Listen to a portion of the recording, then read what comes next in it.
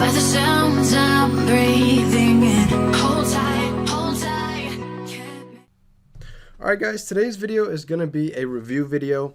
I'm going to be comparing Zillow versus Trulia. So these are two popular home search websites that real estate investors also use to find real estate investment properties. So if you're new to this channel, my name is Nick Foy, the founder of Under30Wealth.com, a personal finance website dedicated to helping millennials learn about money, investing, budgeting, especially real estate investing. And that's what a lot of these videos you'll find on my YouTube channel are about. So go ahead and hit that subscribe button. I started investing at a young age and I've already acquired an apartment building. And if you want to check out more about the flips and the apartment buildings and stuff that I've bought, you can see case study videos on my channel. So let's go ahead and dive into this tutorial though. So first up, Zillow. When you first come to Zillow.com, this is the layout of Zillow. So they've got the menu bar up here where it's got a drop down. You can see all the different things in the drop down menu. Resources. They've got a rental tab here. They've got a selling tab if you're trying to sell your home on Zillow. The mortgage tab with all their different calculators, mortgage rates, lender reviews, agent finder if you're trying to find a real estate agent, property managers, home inspectors, photographers, home builders. And then they've got home design tab. So this gives you different design ideas, popular styles. And then the more tabs got their blog so you can read information. You can also list your rental on Zillow. You can advertise on Zillow. You can sign in or you can join. It's free to create a free Zillow account. So that's their basic menu. And then they've got the home feature here where you can search. So you can go ahead and enter an address if you're trying to buy, or you can select the rent or sell tab or the Zestimate tab. So this is Zillow's estimation of what they think the value of whatever address you type in is going to be, as long as it's a residential property. I'm not sure how they deal with commercial, office, industrial. I know this is more a residential website where they're looking at actual houses that people live in. So these are the different tabs here you can start with. So let's go ahead and type in Miami, Florida. We'll let it start loading. In the meantime, let's go back here and compare it to Trulia's homepage. So here on Trulia, they're going to pull up some information, some homes they think you'll like, based on some recent searches you've done. So in the past, if I've searched Miami, Florida on Trulia, it's pulling up different Miami homes based on school districts, homes with pools. It's got safe neighborhoods, new listings, and let's see, remodeled kitchens, homes under $290,000, new construction, homes with hardwood floors. So you'll notice in a little bit, Trulia's got a lot of specific filters that you can set. So that's why you're seeing these different filters with pools, hardwood floors, remodeled kitchens that you won't see necessarily on Zillow. But here they've got a little search bar just like Zillow does, except you've got a drop-down menu instead of tabs. So you can either click buy, rent, or recently sold if you're trying to look up homes that have sold recently to try to get comparable sales. So maybe you're a flipper, and you're trying to see how much a home's worth that you're going to flip. You're going to want to look at recently sold homes in that same neighborhood, and that's going to help you try to determine the value of that home that you're flipping. So Trulia actually is owned by Zillow, and that's why they're going to be kind of similar but also slightly different. But here we got the menu tab up here again with the buy. So you can see different homes for sale, recently sold, new homes, rent, all the different rentals, mortgage. They've got the different calculators and mortgage rates like Zillow had. Then the sell feature if you're trying to sell your home for sale by owner. Local scoop. So this is a little different than Zillow. You can see different market trends, which Zillow's got their own market trends. But the schools, the crime, this is kind of new that you won't find necessarily on Zillow. So the crime kind of reports, I believe it pulls from the public records, so it'll see where crimes have happened recently in the city. And that's kind of how it's probably determining safe neighborhoods down here based off of, neighborhoods that haven't had any crime reports in a while. And then the more tab, you've got their blog if you want to learn more about, real estate. They've probably got lots of helpful tips on their blog. I also have my blog, Under 30 Wealth, that, shares lots of helpful tips, especially for real estate investors.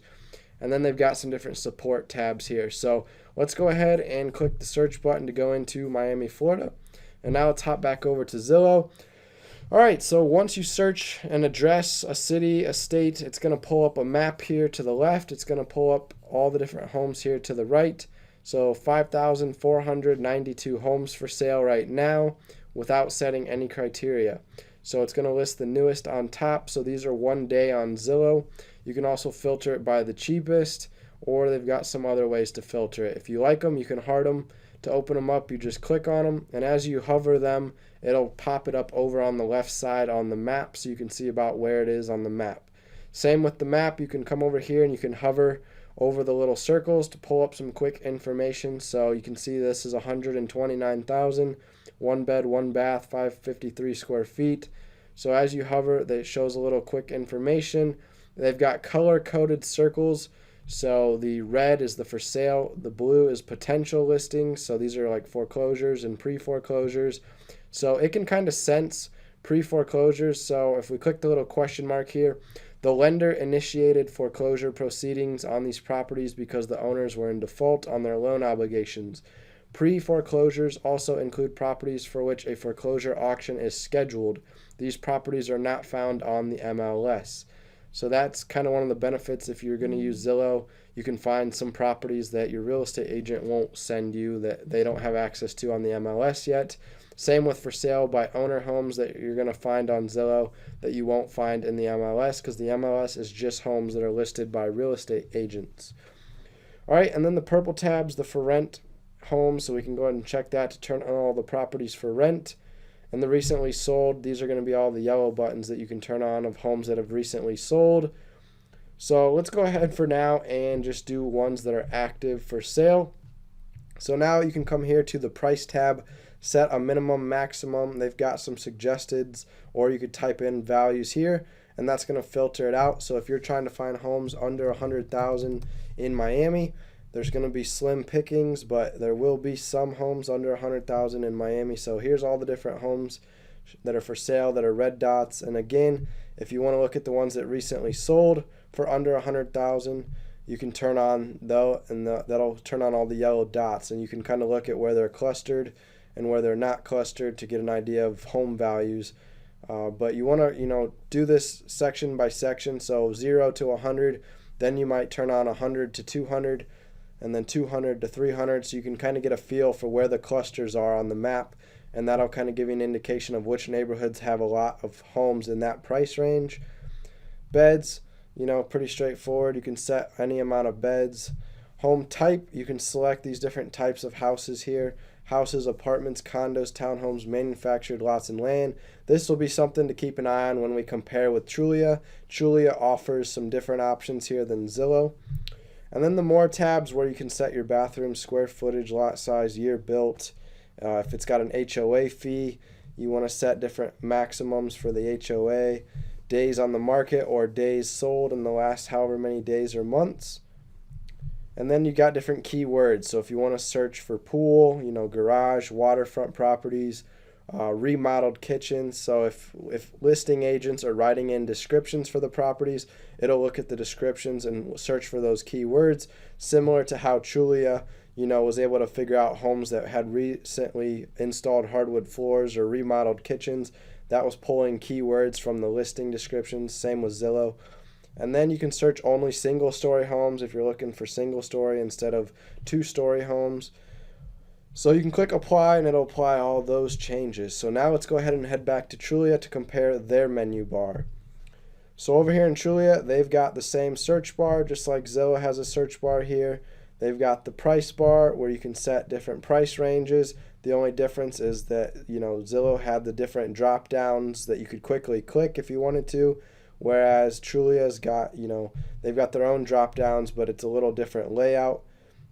And then they've got the all beds, so you can actually choose studio on Trulia, which you can't choose on Zillow. So that's kind of a cool feature if you're looking for studios. Or they've got the 1, 2, 3, and 4 beds, where Zillow, I believe, went all the way up to like 6+ bedrooms. So that's a little different. All home types. So this is what stands out. They've got multifamily. So if you're looking for, condominiums or apartment complexes, that would be classified as multifamily. They also have a separate tab for condos right there. So houses, condos, townhomes, multifamily. I'm assuming this is mostly just apartment complexes then, since they've got the individual condo tab there. Land, mobile, manufactured. So they've got, pretty much the same options except for multifamily, and then Zillow had, pretty much all those same options. They also added in apartments now, so they both have, apartments. It looks like they've got multifamily, and Zillow calls theirs apartments.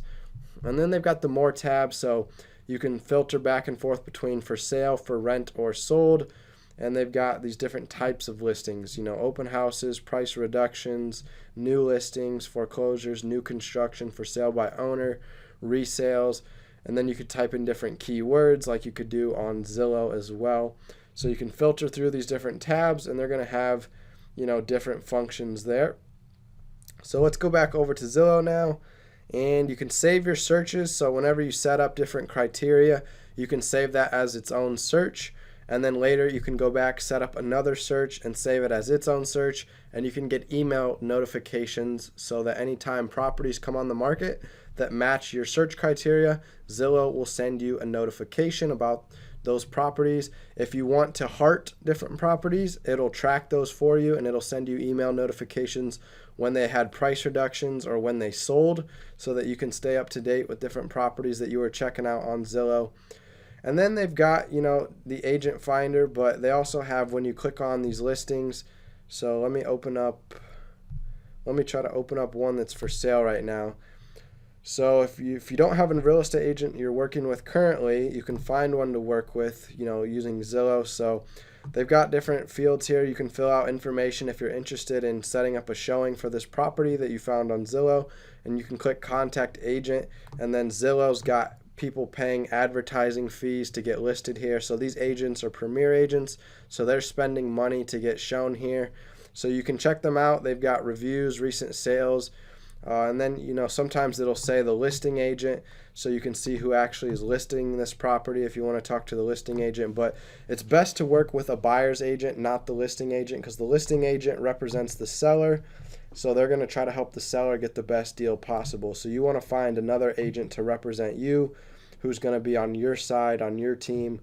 So they're going to recommend some different buyer's agents here that are paying advertising money. So they've got the listing agent here, but I would check out, one of these other agents, especially if they've got lots of 5-star reviews. Then they're probably a pretty popular realtor. So once you click on the property here, you can see public or owner view. So if you're the owner, you can log in and start changing the statistics about your house. So if the public records differ, if they don't have enough beds or baths and your house has more beds or baths than the listing, you can update that listing. You can also give it, a property description if you're listing it for sale by owner. But if you're just viewing properties as the public view, you can quickly see the price, the address, the description. They've got different facts and features about the home. They've got these different tabs down here. If you want to look at the home value history, they'll give you a Zestimate sometimes. This case, it happens to be a lot or a land, but if it was a house, it would give you a Zestimate. You could see the price history of when it last sold, how much taxes have been each year, comparable homes, different home expense calculations and estimations. You can see what neighborhood this home would be in and statistics about the neighborhood, school district it's in, and different school ratings, and then the owner dashboard portal. So let's go back to Trulia, click on a listing and kind of compare. So it'll open up the listing for you. It's got a little contact here if you want to get a viewing or a showing of this property, similar to how Zillow had theirs over here, on the left-hand side or the right-hand side. Then Trulia's got theirs over here on the left. It also gives you a phone number you can call. Then they've got some information here about the property. They've got some details. They've got the schools, kind of rating the schools. They've got the crime thing here that I was talking about that Zillow doesn't have. So you can learn more about the crime. It shows it's the lowest right here for this address, so that's good. Which, it would make sense that if we clicked on an expensive place to live, you would hope that it's in a good area. So here's the different features. You can see how this is different in layout. It's kind of just lists all the different features, whereas Zillow's feature tab was kind of like I don't know, it kind of listed down the side. So it had these different categories, and then it told it right next to it. So development, recorded plat, terms, all cash. So it's a little different. This is kind of like a list, where this is more just like a paragraph form. And then you've got the different floor plans. So in this case, since this is a rental, it's a condominium complex. They're showing you some information about the different floor plans and the pricing, how many they have available. Affordability, you can create your own rental listing, contact info. So you can kind of, judge for yourself which platform you like better, the layout, the functionality, how easy it is to navigate. Play around on both Zillow and Trulia, and kind of decide for yourself which one you like using better. I personally typically use Zillow for the majority of my research, because I've just learned this platform, and I know how to use it real well since I always have been using it. But I've recently started using Trulia a little more when I'm looking for specific stuff. So when I'm looking like for multifamily properties, or I want to look at different crime statistics, or their recently sold feature, I might use some of those features that Zillow might not have, or might not be as good. So I kind of use both of them, but I primarily use Zillow. So it's up to you. Play around with both platforms, try them out, see which one you like, and let me know below in the comments which one you prefer. Thanks so much for watching this video reviewing Trulia versus Zillow. Make sure to hit that thumbs up button and subscribe to the YouTube channel for daily real estate lessons and wealth building lessons. Take care.